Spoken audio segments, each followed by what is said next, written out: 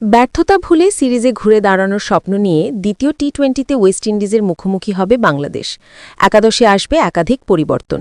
শামীমের জায়গায় দেখা যেতে পারে জাকের আলীকে, ফিরতে পারেন শেখ মেহেদী ও শরীফুল।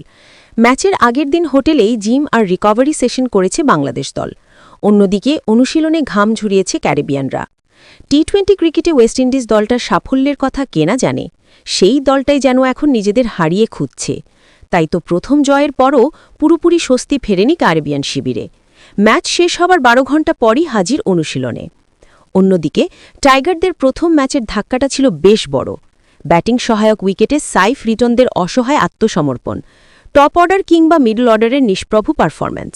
সেখান থেকেই এবার সিরিজে ঘুরে দাঁড়ানোর মিশন। সিরিজে টিকে থাকার ম্যাচে বাংলাদেশের একাদশে আসবে একাধিক পরিবর্তন। ৩ ওয়ানডে ও প্রথম টি-20 খেলা মোস্তাফিজ পেতে পারেন বিশ্রাম। তাসকিনকে নিয়েও আছে সেই একই ভাবনা। কম্বিনেশনে ৩ স্পিনারের সাথে ২ পেসার থাকতে পারে। শামীমের জায়গায় জাকের আলীকে ফেরানোর সম্ভাবনাটাও জোরালো। প্রথম ম্যাচের দিন রাতেই প্রিয় শিষ্যকে লম্বা সময় অনুশীলন করিয়েছেন সালাউদ্দিন। বোঝানোর চেষ্টা করেছেন তার ভুলগুলো কোথায়। এর আগে টানা ৪ সিরিজ জয়ে এই ফরম্যাটে টাইগাররা দেখাচ্ছিল বড় স্বপ্ন। কিন্তু এবার ঘরের মাঠেই সিরিজ হারের সামনে লিটনের দল। তবে সিরিজে বাঁচা মরার ম্যাচে চাইবে সেরা ছন্দ ফিরে পেতে।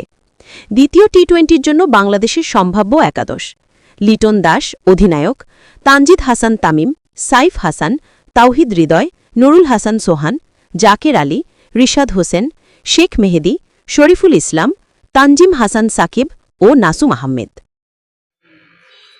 আসসালামু আলাইকুম। আজকের এই স্পোর্টস নিউজটি যদি ভালো লেগে থাকে অবশ্যই আমাদের চ্যানেলটি সাবস্ক্রাইব করে পাশে থাকা যে বেল আইকনটি রয়েছে সেটি অল করে দিবেন, যাতে নিত্য নতুন স্পোর্টস নিউজগুলো আপলোড দেওয়ার সাথে সাথে আপনাদের কাছে নোটিফিকেশনগুলো চলে যায়।